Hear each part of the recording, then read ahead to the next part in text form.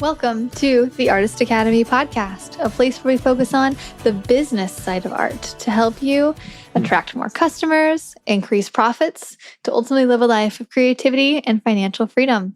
I'm your host, Andrea Earhart, and this week's episode features a muralist team, Sascha and Tashi Stylianou. I really enjoyed hearing all of the behind the scenes information on subjects like pricing, ads, what it's like working with a partner, and how they relocated from South Africa, working there for years, to Cyprus, which is an island right off of Turkey, basically.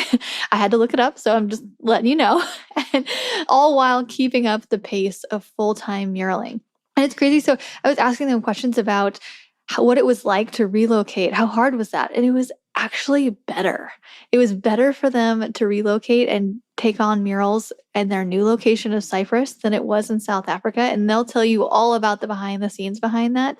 But I think this is going to be really inspiring for anybody who is moving and is scared about having to start over somewhere. And if you're looking for some motivation to even just start muraling, this is the episode for you. We talk about money, and they've opened my eyes to a couple things that I didn't even know. So both artists were such a joy to chat with. They're so personable, and with over 50 years of experience in the industry between them, they are an overflow of information on the subjects of painting and marketing. So let me know what you think about this week's episode with Sascha and Tashi. Sascha and Tashi, welcome to the show. Can you give us a bit of a background of your very busy muraling lives right now? I'm excited to hear how you got into this muraling world and up to what you're currently doing. Well, I'm running Art Mural Signs Cyprus. It's one of the top mural companies in Cyprus. We came here about 4 years ago at the beginning of the pandemic. We grew up in South Africa. I started in art. My mother was an art teacher. She was one of the most fantastic art teachers and an incredible artist herself. So I grew up in art school. Before I could walk, I was in art school, in art classes with my mother as a single mother as well. So she had a fantastic quality of being the most dignified artist you can imagine. She cut through all the embarrassment that comes with being an artist in society, if you know, especially long ago like that. That's 50 years ago. I'm 52 years old now. And she really had a great dignity. She was an incredible artist. And I grew up in art school. And so it was second nature to me. I went on to study in technical college commercial art because I always have a feeling of art being a business. It's something that's really important that it's a business. And I think it informs art back and forth across. To me, the artwork is completed when you've presented it to the client, they're pleased, you're pleased, and you get paid. That to me is a finished artwork. Other than that, It's sort of still playing around in a therapeutic sense. Yes, I like that business side of it. It's like, let's make money, let's make people happy, and that's what art does. Of course, the best judge is a layman. The best judge is someone who, I was just thinking recently that the whole business of art is about honesty. It's about being honest with yourself. It's about being honest with the quality of the work you're doing. It's not rocket science. It's really straightforward stuff. It's like, is the art good? Is it suitable for the circumstances? Can there be money made from it? Is it something that can support itself? And so on and so forth. But getting back to what we were talking about. And then after technical college, I sort of gave up on art for about 2-3 years because I was so immersed in it all my life. Of course, I had to rebel a little bit. And I started doing the basic things that young people do, like working in restaurants and bars and so on and so forth, until I became quite expert at that. And an opportunity came where someone said, okay, I'll pay you to do this painting in my house. And I jumped at the opportunity. I went from making a fortune to making absolutely nothing. But I did paint a fantastic painting. And very quickly, I found myself in a situation where I was taken into a backdrop studio for corporate events. And within 6 months, I was sort of running the place and went on then to run big teams and doing huge 14 by 6 meter backdrops. And I did that for about 4 or 5 years. Also, in the meantime, I got into movies, ads, all the artistic areas. Growing up in South Africa, economically at the time, you had to really do everything you possibly could on every level. You had to really think commercially. If it meant coming in to do something for an ad and just painting a little bit of stone effect, or you'd had to get really serious about every single aspect you could artistically and work with that. And since then, we did many years in South Africa. We were quite successful. And then the pandemic came and we moved to Cyprus because my ancestry is from here. And after 2 years of getting through pandemic, we set up our business here, and we've just been flourishing ever since. It's quite amazing, actually. Awesome. Tashi, how did you end up in? Did he drag you into it, or are you a natural artist as well? No, actually, it's really funny. Of course, I always loved the arts growing up. I started out in graphic and web design. And Sascha and I met like completely separate from that. We actually met at the club. And we knew each other for a very, very long time. I had no idea like that he was an artist and what he did. But in any case, later on, our relationship had developed and we discovered these qualities in each other. And that's when we decided to start working together. So I bring the design aspect to the business. I do all the mural designs. I mean, Sascha obviously does the creative direction of that as well with me. We do everything together. But yeah, so that's how I came into it. I saw Sascha trying to run the business by himself. And I thought, it's so much. There's so much. There's so many aspects to this, right? So I decided to jump in. And so since then, we've been collaborating together. She's got amazing style. Amazing style. My favorite. Of course, we're each other's biggest fans, so that helps. Oh, I bet that helps a ton. My first thought was, I think I would love the quality time with my husband, but I would also hate it. How is your work dynamic? So can we talk about that just a little bit? Because it takes a special kind of person with great communication to work and play together. Yeah, well, it's really nice that our relationship really formed and solidified before any of this work stuff. Like, we were best friends for years before we came like official, and we've been best friends ever since. We just love being together. We love being together all the time. We've been together now, it's becoming on 23 years. Our relationship is just deepening as we get older. We just love each other so much. It doesn't change. It just gets better. Oh, that's beautiful. I love to hear that. I was thinking about this, though. It's like in all aspects of art for me, it's like over and over, it's experience. It's experience. It's the kind of experience of drawing a straight line. If you want to draw a straight line, then draw straight lines until you're really good at drawing straight lines. And no matter how bored you get, no matter how frustrated you get, it goes for the relationships, it goes for the business of art and going to meetings and meeting clients and getting to know people. And you just have to keep showing up. You have to keep showing up. We've been through everything, all the reasons that in your mind you would be thinking, oh, but me and my husband, we couldn't do that. We went through all of that. We put each other through hell, back and forth, as any relationship needs to. It's a matter of like, you get it after a while, it makes sense, and you get into it and you can work with it. And for us now, I think we don't really see any value. We're each other's favorite person. We hang out together when we're not working. We hang out together when we're working. It's one of those wonderful, lucky things that comes with art, I would say. The business that we are in gives us that space. Very cool. Does the business talk stop? Like, do you have any rules with that, or you guys just talk about art at all times? Okay, so when we first arrived, we started over. Sascha's in his 50s, I'm in my 40s. So at the beginning of pandemic, coming to a country we've never been to before, with basically having to start from scratch again. Since we had to start again, and also coming from where we were before in South Africa, it was a lot of work. It was a difficult situation economically. You really had to keep moving all the time to try and stay on top of things. So you were, 1 minute you'd be doing sets for an entire production. 6 months later, there'd be something that would change and that production would leave the country. Bam, you'd be doing something else to do with galleries or... So in any case, that brings me... Sorry, I remember now. My point is this. The question was, do we have rules around stopping? Yes, we do. We didn't for a long time because growing the business was our main priority. So we would find ourselves working at 2 a.m., talking about it, talking on weekends. And we definitely now have gotten to a point where we have to shut off. There's the end of the day, and then that's it. We talk about other things, TV, whatever. Definitely. I think it's important to give oneself a break as soon as you can afford to do that. Yeah, for sure. Okay, so let's talk about the whole restarting over thing. I could imagine that, especially after you worked so long to build a rapport where you are, and then you go to a completely different area. I saw you were doing some work in Belgium as well. So coming to Cyprus was just so amazing to experience such a different pace of life and a different kind of economy. In South Africa, we had to, like Sascha was saying, really diversify. We were doing sign writing, we were doing art restoration, we were doing scenic art and paint effects for TV and movies. Here in Cyprus, the difference in the economy is we can really just focus on doing the murals that we love. It was quite an easy thing, actually. I was blown away by like how much work we had to put in South Africa to come in here.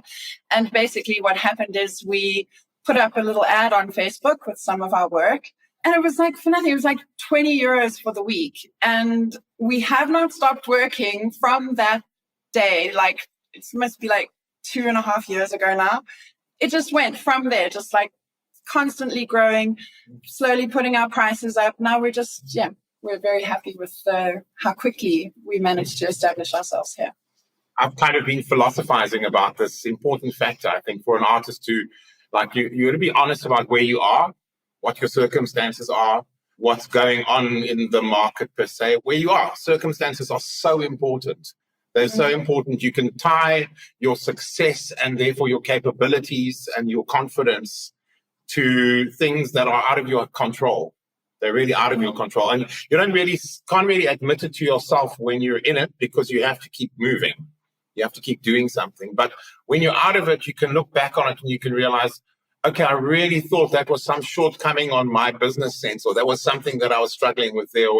But it turns out, no, in those circumstances, there's absolutely no chance that will work.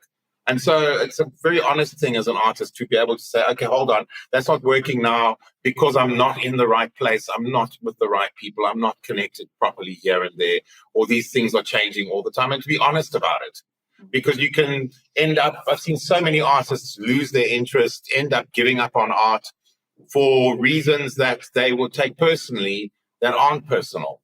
They're not in your hands. Yeah.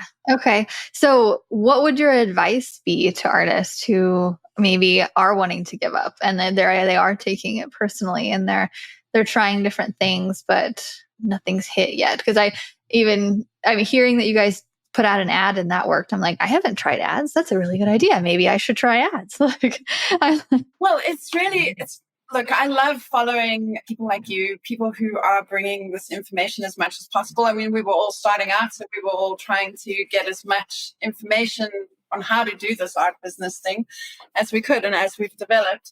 Actually, a friend of mine here in Cyprus, a mural artist from Sydney, he was here and he was also trying to get into I'm like, dude, come on, just post an ad. I'll even pay for it. And within a week, it'll be fine. And you know what? He didn't get one response. So I think it's really on a case-by-case basis. It's not something really anyone can tell you. My advice to artists is always to push to refine your craft. You don't have to be into super realism or anything, but whatever it is you're doing, push yourself, never give up, to just get it better every single time, so that when you do post that work online, it just hits. Quality of product is key. And I was just thinking about that, about how I'm sure it played some kind of role whenever you guys are transferring locations. You brought with you this really good craft that you've been working on for a long time. And so you had really good photos to showcase, and it was and you knew what you were doing. And so that experience also probably helps in that. The funny thing about it in Cyprus is we had this 18-year, 20-year portfolio of showing people, and they're like, yeah, but what have you done in Cyprus? And it's such a weird experience not to be taken at that kind of face value. So just someone starting out, we had to just have really affordable pricing for the first few jobs, deals that people just couldn't, it's too good to pass this. So we could get some pieces up in Cyprus. And that also really helped a lot to get the ball rolling. Yeah. What were those prices? Can I ask? Like for your area, I know it's so different for every area. I've done free stuff to get the ball rolling. So no judgment. Yeah, okay. So I think that the first mural we did in Cyprus, we charged something like 200 euros. And it was a poolside mural. It's something that like now we would easily charge 1,500 euros for. And we put 1,500 euros worth of work into that 200 euro piece. Listen, we were still trying to get to grips with the currency exchange and like, what does the value of the work here compared to the value of the work in a different kind of economy? So yeah, we started there. We started really low. And as demand increased, we put up our prices because if you're working all the time and having no time to rest, you're charging too little. But also we started low, even lower than that actually, because, and I mean it in the sense that we arrived with, we didn't really, neither of us come from particularly, our teachers don't make a lot of money. We don't come from particularly supportive, wealthy backgrounds, or we don't have a strong base. And especially having to move like that, we came with very, very little. First of all, I mean, we did whatever jobs we could find. And I kind of feel that's very informative for an artist. It's like for me, for waitering and jobs like that I've done before were very powerful to learn to communicate with people, to learn to deal with the client, to deal with yourself, to get a sense of what someone wants, just to get a realistic read on the situation. You know, and then during the while we were doing hard customer service jobs and things like that when we first arrived, because obviously it's lockdown in a brand new country, we couldn't do anything. So we got the first jobs we could find. Then I went and worked first on a sort of friendly basis and slowly worked with one of the top local artists. And even though I was sweeping floors in the studio and just being quiet and seeing what the situation is, seeing what's the market like, where's he making money, how does it work here, how long did this situation take? And a lot of people told us when we got here that our ideas were impossible, that to set up this mural company that we live every day now. And then our financial goals were just like, our expectations were way too high. Yes, our expectations are way too high. And it's quite funny actually now because it's now the vibe is like, I always knew you could do it. Yeah, that's the best. Well, I mean, it is amazing. In the time we've been in Cyprus and actively painting, we've met the president of the country. We've been honored by one of the municipalities for a community project that we did. So we've really made an impact. We were noticed and they put us in the newspaper locally to introduce us.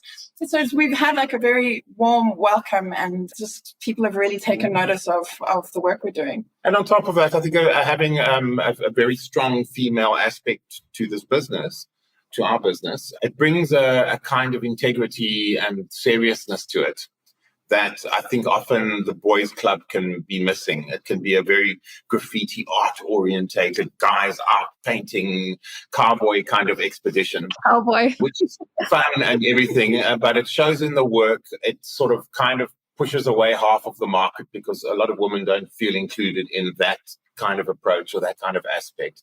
And so having the female touch and having the seriousness that we also bring from our experience in other businesses and in business in general is very, very important. It can change the game completely. You know, you're going from doing some piece on the outside of someone's shop to genuinely being involved in the decor with the company and having those discussions that are much more sophisticated, much more refined, and in the end, actually much better business in the long term, to be honest. Yeah, I didn't think about that. I didn't think about how your guys' style would bond together and to create something new. Okay, so whenever you're working on something, do you both have different strengths? You're like, hey, you take the leaves and I'll take the people. Or how does that work? Well, actually, when it comes to graphic painting, any kind of graphic artwork, that's where I can participate, or with sign writing, because I cannot draw like Sascha can draw. I mean, his drawing, he's so insanely talented. He's pushed himself so hard. Like sometimes you just think you're looking at a photo. I can't do that. A lot of people, most people can't do that. So my strengths are like paint effects. I can make anything look like anything with paint and graphic art. And Sascha's is his hyperrealism. I mean, he's not really limited by style. And then I also kind of try to divide it up that he really is free to concentrate all his energy and creativity on the painting. So I take as much of the sort of like admin work, customer service work, marketing. I mean, we do everything together, but I try to keep that's really where my focus is. So while he's painting, I'm designing the next mural, I'm talking to clients, I'm setting up meetings, I'm making sure that there's food, that there's, that everything is easy just to get the job done, the logistics, I guess. But it also crosses over quite intensely because I cannot finish a painting without Tashi's eye. You get into that final step of finishing a painting and you can sit and struggle for 2-3 days on something that takes 15 minutes. And Tashi can come in there and just go that, and it's done. And it's done perfectly. And I walk away quite satisfied. And it's the same when we are designing. Tashi often says to me that it's my presence or my eye there to just say, move that a little bit to the left or to the right, etc. I think it's quite important that you have that intimacy because you cannot design if you don't know about the experience of painting. If you don't know what it means to be on the wall, you cannot design. And vice versa, really, at the end of the day as well. Poor design or poorly planned out artwork will always show it. It will always have that shortcoming. You can feel the balance is off. Yeah, we're 80% planning, 20% execution. Yeah. Love that. So whenever you are executing a mural, I was noticing you use an airbrush. Tell me all about it. What kind of airbrush do you use? What are some of the benefits of it? I'm not very experienced with using spray in general. I use brush, but the small amount of times I have used any kind of spray, it just goes so much faster. So what kind of airbrush do you use? Is it connected to an air compressor? It's connected to an air compressor, 50 liter, and the most recent airbrush I've got was actually a refined spray gun from... It's Iwata. Which model is it? Do you remember? No, it's the LHP 80, I think it is. Okay. Basically, it is a spray gun, but with an airbrush size nozzle. So it has a really small point, but it can do bigger areas. Because I started... We pulled that in because when I was running the corporate events backdrop company, we were exporting all over. And we tried everything, big spray guns. We tried small airbrushes, Aztec airbrushes. We tried there was the Air Gunzer version as well, which I had too, which went out of production, which was a very fine, but then finally I got to Europe to find and they stopped producing it. So I've had to use a new one. Now I'm combining brush and spray. And I think it's because what I've done is I'm taking the Vermeer oil painting technique and I'm using it to go even quicker because I like quick.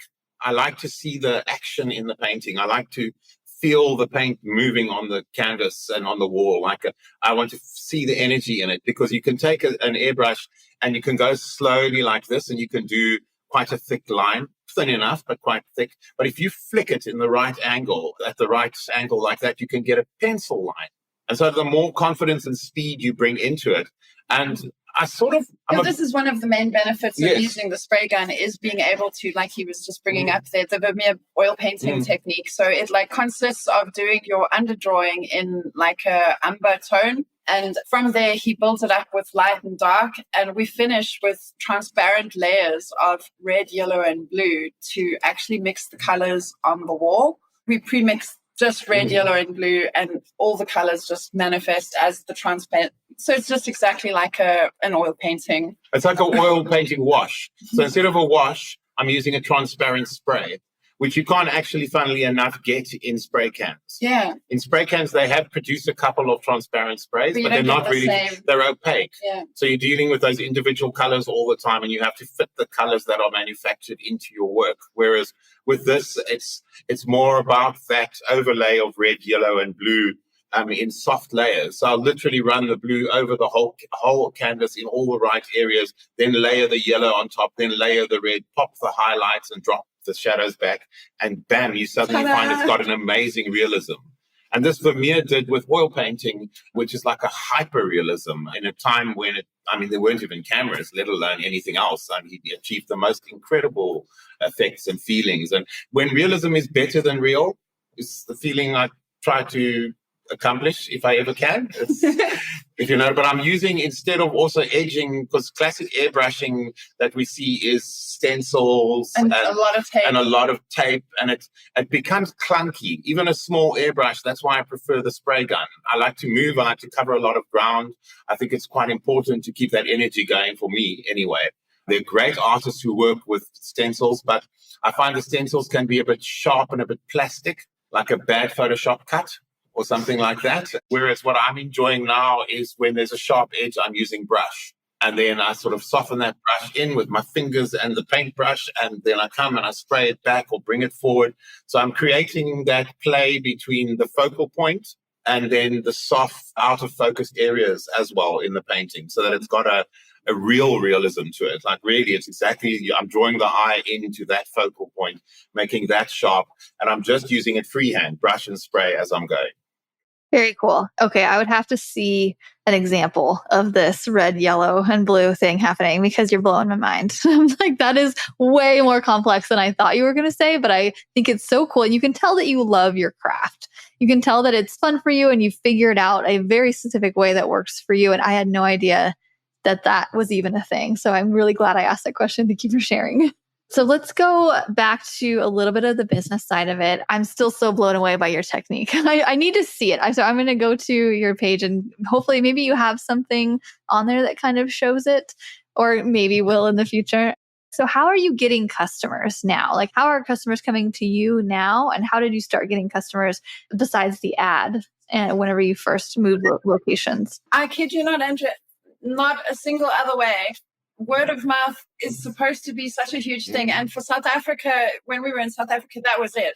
That's all we had was word of mouth. I find now I run an ad, and it's not an ad, really. I'm not trying to sell, like, it's not like a typical ad. It's just a kind of reel of some of our latest work set to like maybe a trending sound or just a really cool sound that I like. So it's like an entertaining just piece of content, really. I wouldn't say it's too much of an ad. A little bit salesy in the caption, but just to let people know, you know, murals are great, like these are the benefits, blah, blah, blah, blah. And that's it. I run that. I spend probably around 10 euros a day on Instagram and Facebook each. And I'm just pushing it really hard there, because I feel like when we hit like 10K followers, it just gives you a different kind of, it's like, 10,000 people like this, you know, like, so we're reaching nearly 5K. So I think that's really cool, but that's the way we're doing it. And if my ad doesn't go out, I just don't have like much movement on the page. I'm really bad at posting every day. I hate doing this. Like, but however, this is all that's said and done, we have more work than we can manage. We actually have overflow that we've been passing on to fellow artists who, for example, one artist came from Ukraine and was busy trying to, as a refugee, coming to work here, an incredible artist. And we managed to help get him going. And just by our overflows, we actually have more. One of the things we said recently to ourselves, I like to be organized and pace things out, etc. But you can't, because anything can happen. Anything can happen at any stage between the design and the completion of the project. A project can fall down, it can disappear, anything can happen. So you must have more on the plate than you can eat at the end of the day, because it's the only way to keep it in motion. I have to say, last August, we had a lot of work lined up, and one after another, the projects just started falling through or getting delayed. And we sat here the whole of last August with no income. It was terrifying, horrible experience. So when we got into this year, I was like, we are not relenting with marketing. If there's no marketing, there's no business. So I've been pretty relentless with it. I advertise at least 3 weeks out of every month. And we are currently taking bookings for October. Our schedule is so full. And it's a numbers game, because like the majority of people, at least in Cyprus, that contact me can't afford us. They have a different like expectation of what the value of the work is. So it's about getting to as many people as possible to find the right clients for us, because we could not possibly sustain doing murals for 200 euros for the rest of our lives. We'll just, you know, die broke and whatever, I don't know. So yeah, That's what I would say is really, really important. If there's no marketing, there's no business. And to have more work than you can possibly do is definitely the goal.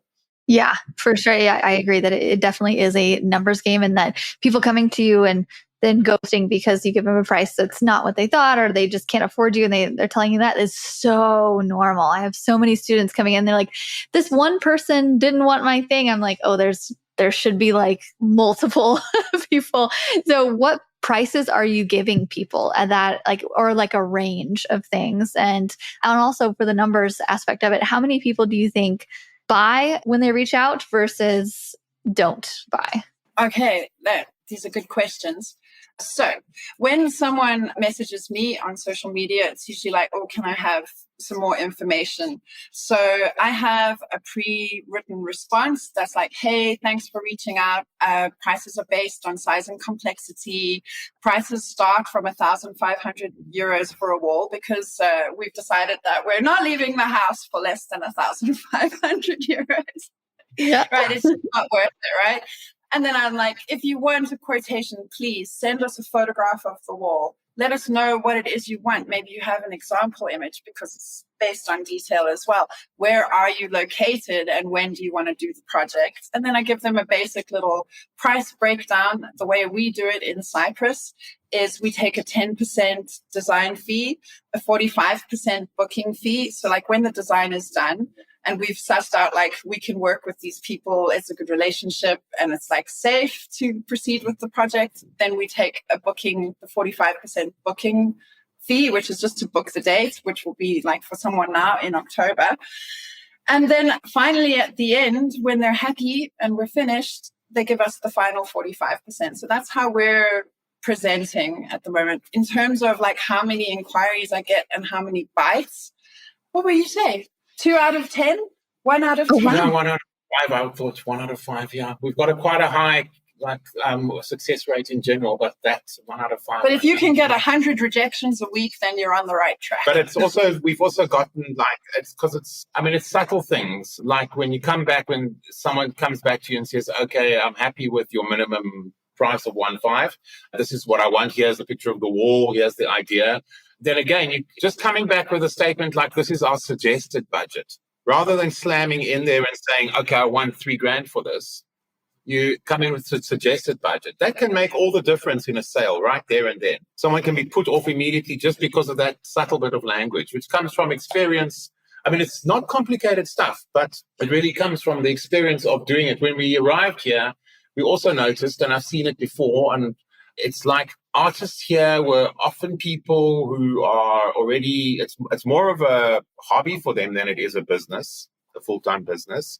They've come from pretty secure circumstances, so they can afford to mess around and give it away for free for the next 20 years and play around like that. But it creates a different vibe in the business if you really trying to be professional about it, because people would give away 20 designs at the beginning. So the customers had expectations of this kind of holiday hobbyist artists free designs, giving you free designs, right? While they give you a Coca-Cola and a sandwich. All this vibe around artists. And I've grown to appreciate my mom's assertive dignity. For her, art was as serious as mathematics, philosophy, history. And she carried her demeanor like that, and it was deadly serious. She did not play around with it. Art was not to be joked about, or it was deadly serious, because without art, you don't have a civilization. Full stop.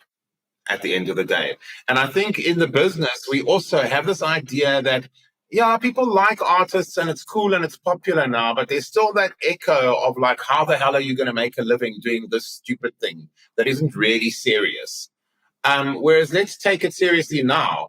Doing a customer service job, a waitering restaurant job, your basic average job here in the States, anywhere in the world these days, it's unaffordable. It's actually, you end up renting half an apartment with someone you don't know, just doing a job that previously might have gotten you a house and a car and a family. Now you barely can survive on the so-called stable jobs that everyone thinks of as like, that's a real job. Those jobs these days are literally a joke. Whereas this opportunity as an artist, if you have a good product and you have some skill and you put some thought into it, is actually a way out of that and a way beyond that. And you can give yourself, we live better now than anybody we met in those circumstances. People on salaries are really, really struggling. So this is a beautiful gift of the industry we've all chosen to be in, is that the potential is uncapped. Yeah, the sky is the limit, really. It's really amazing. You can really I've seen people do one job for 6 months and buy a house in the south of France, a chateau in the south of France off one job. I've seen people change Ferraris once a month for years on end in the business. There's a lot of money. And we as artists, we have a lot of power, because just like the chief mechanic in a mechanic's shop is the actual guy that matters, the artist is the one that matters. The artist, the one doing the work, the one actually putting their life on the line, and they're alone at 3 a.m. with a paintbrush. That is the actual cutting edge of the thing. And for a long time, I'd think, the business must be left to someone else or this or that. And not really. It's about the artist, and we should know that at least. We should know our value. If the head mechanic walks out of the shop is shut down. Doesn't matter what the owner says, doesn't matter what anybody else says, it's over. So we have that power and kind of a bit of a responsibility to take care of ourselves as an artist, to make sure that we're okay, that the money is coming in, that we're eating, that we're well taken care of. And if you really love the art, that's even more important, because suffering artists don't really do good work. Yeah, for sure. Yeah, no, I personally don't know anybody who's changed out Lamborghinis, but I like that you do. So what are they doing? Murals? Are they doing paintings? Like what? Yeah, no, I've been in this business now for over 30 years. I've seen people setting up mural companies, running teams and teams of artists, really seeing the value of the business. They had the right connections in the right place, and they were making hundreds of thousands, if not millions, off it. Let alone the backdrop company that I was running a studio for, we were turning over $1 million a month. We were paying the salaries of the entire events company just off the backdrops we were doing.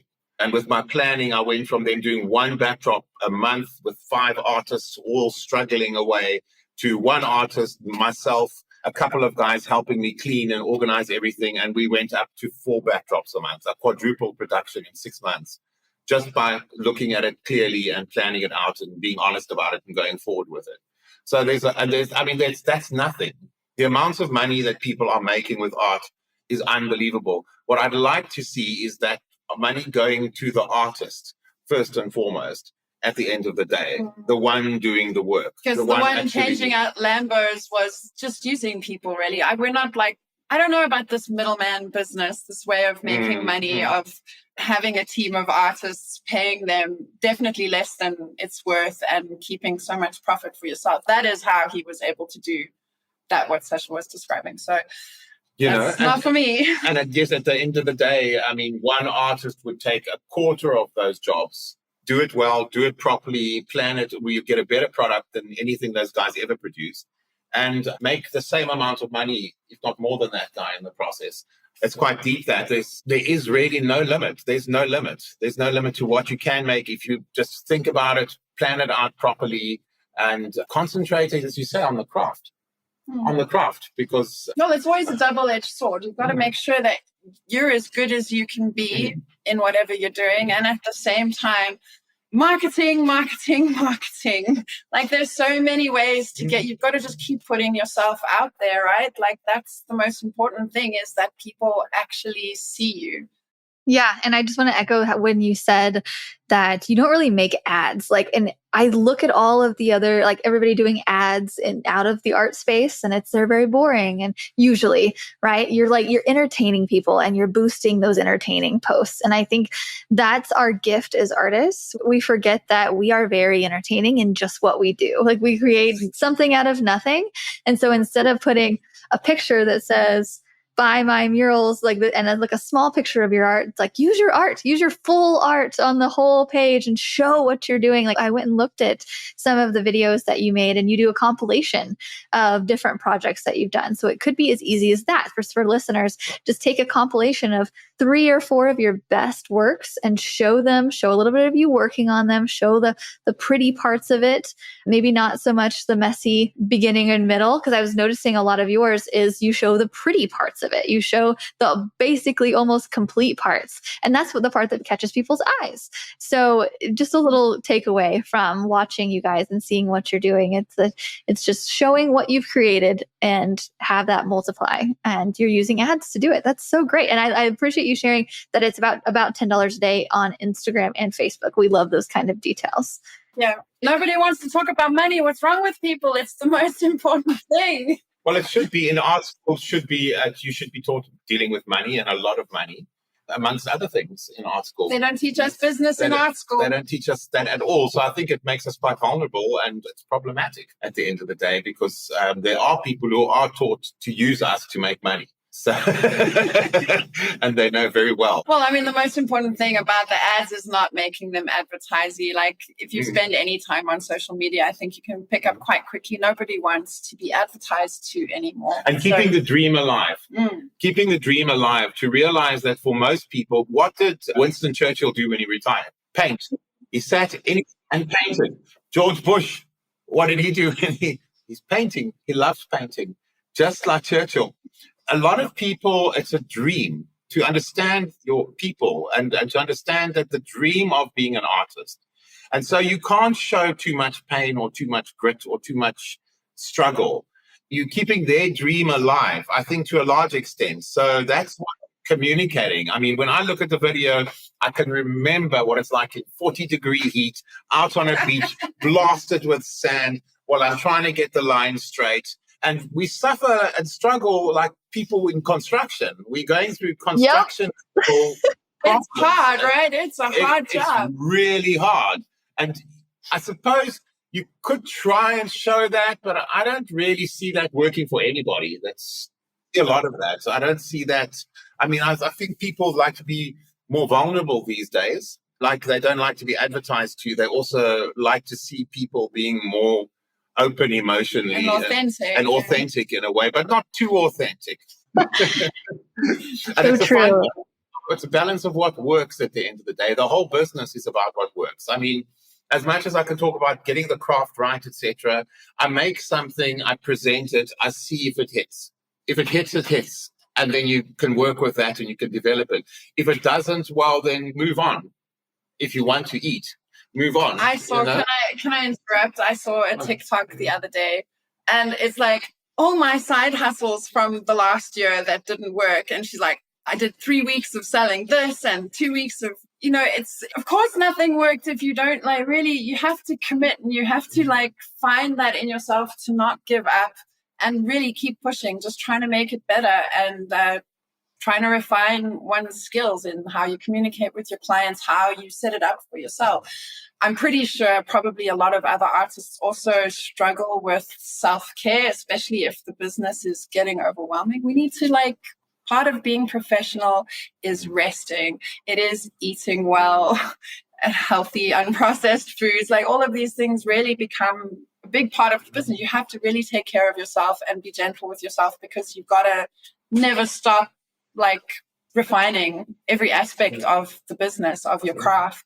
Yeah, that is so true about the whole art being such a dream thing. And I don't think about that, because being in it, I know how much it takes to lift the ladders and the unpack and the just painting on a ladder in general. And sometimes I'll go and hang out with my friends and I'm like, yeah, my back hurts, or I'm just really tired from today. And they're like, what? Why? They'll be working out and I'm like, no, my job is a workout. And they're like, are you sure? It's like they don't believe you. And it's like, oh, it's fine. I love it. Just never mind. But you can easily find yourself having done 1,000 squats in a day. Oh, yeah. Yeah. When I was pregnant, I realized, I was like, oh, wow, this is this is a lot. There's a lot of picking things up off the floor. Okay, well, I'm glad that we touched on just about everything here. And I appreciate your transparency. And I love that you're so busy. I think, especially moving to a new place, I know a couple artists who have moved and they're having to start over. And I think this will be very inspirational to them and anybody that wants to start a mural career like yours. So I highly recommend anybody that's listening, go to your Facebook page. And so your Facebook page is, can you tell us exactly what the name of it is? All right, so it's nothing fancy because I've got to choose something more kind of like SEO, search engine optimization. So Love it. called the page Art Mural Signs Cyprus. Art Mural Signs Cyprus. That's Awesome. it. Murals. Yeah. Art murals. Art Mural Signs Cyprus. So it's a mouthful, but it did almost immediately come up on the first result for Cyprus. Luckily, it's a small country, but yeah, it really helped. That's a really good idea. Yeah, I put my Instagram as Missouri Muralist, but I should do that for Facebook as well because people search or Springfield.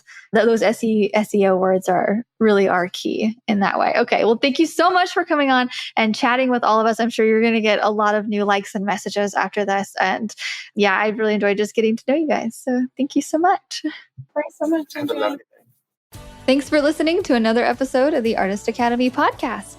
If you like this art and business talk in audio form, then I want to invite you to get my book. It's called Mural Money, How to Grow Your Art Business from 0 to 6 figures. So starting from the very bottom, like you don't even have a website yet. You have nothing. You're not sure where to go and you want to make money with a paintbrush. You want to have your creativity pay the bills. I have taken so much of the advice that I've gotten from artists from this podcast. I've been doing one episode for over 5 years now. So many interviews, so many good bits of advice. So I've taken the best of that advice and put it in my book, along with so many stories and lessons learned that I've had in my own mural career of just how I would go back and save a whole lot of time if I just knew these steps. It's a 15-hour audiobook. And so if you like this podcast, if you're listening to interview after interview, I know that you're going to like the book. So go to muralmoney.com. It's for anybody who wants to grow their art business with a paintbrush. Muralmoney.com. And I will see you next week for another episode of the Artist Academy podcast.